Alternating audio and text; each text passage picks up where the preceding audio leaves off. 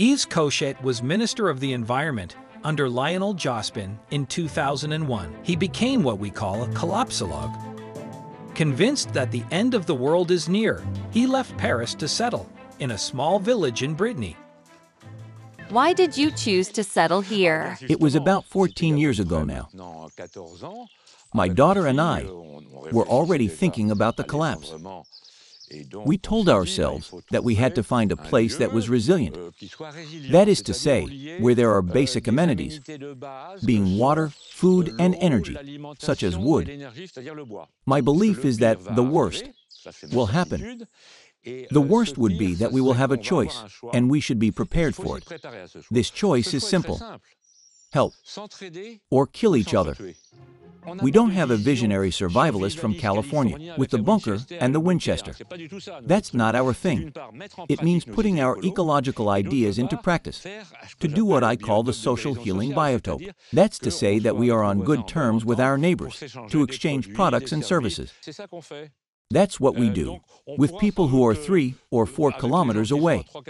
It may go from a dietary point of view. Today, the politician is already trained to be able to live without running out of resources. We'll see a swamp fed by the stream, but it is dry at the moment. To make it drinkable, you have to boil it.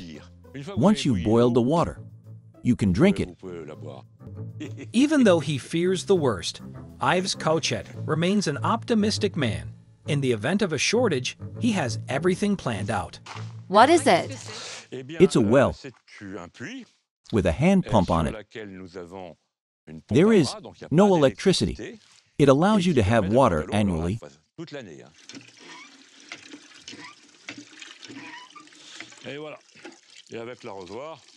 You can boil water to make it drinkable. We don't lack water. It was one of the resilience criteria, to have water.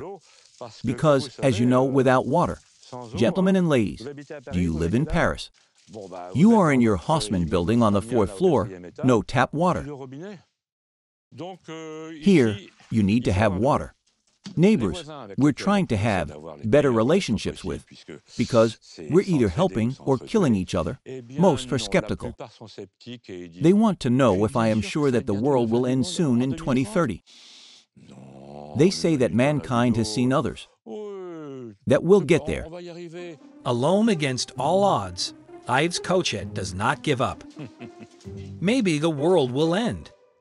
But he's not out of ideas. If you want, we'll see the dry toilets that are well known and are part of the ecological hardware legend. We open like that, and we do it like this, and you have electricity inside your dry toilet with the sawdust container and all other little things. To wash your hands leaving the toilet, there is nothing better than rainwater. Here is our first container of 1,000 liters of water that comes from the roof and falls in here. Then we have it on the tap.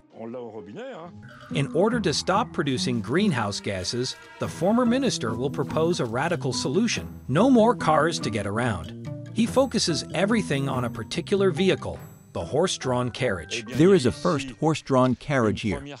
It's a horse-drawn carriage that's been handed over, but that is sometimes used for fun and going out with the kids on Sundays. There, you can install 1 or 2 horses, which allows this carriage to be towed in case we want to go to the village to visit the neighbors. It can make you laugh, but I am convinced that starting in the years 2035, the main mode of human transport, especially in Brittany and France, will be the equestrian mode. It will take a lot of horses for the wagons, the stagecoaches, the horse-drawn carriages, between villages, or we will have teams, or we'll ride a horse. The sweet apple. It's sweet. He is beautiful. Eat, drink, get around, and all without depending on anyone. Yves Cochet has everything planned. The same goes for energy. Because according to him, in 2050, there will be no electricity. It is with this wood that we try to produce our energy. We don't buy wood from outside. We have enough of it in the small forest of 3 hectares behind. 3 hectares is enough for 10 or 12 people. It gives us exactly that. It's been almost a winter. You put logs like these in the fireplace. Here, we have hot plates for cooking. We are autonomous, and we can warm ourselves if there is ever no electricity.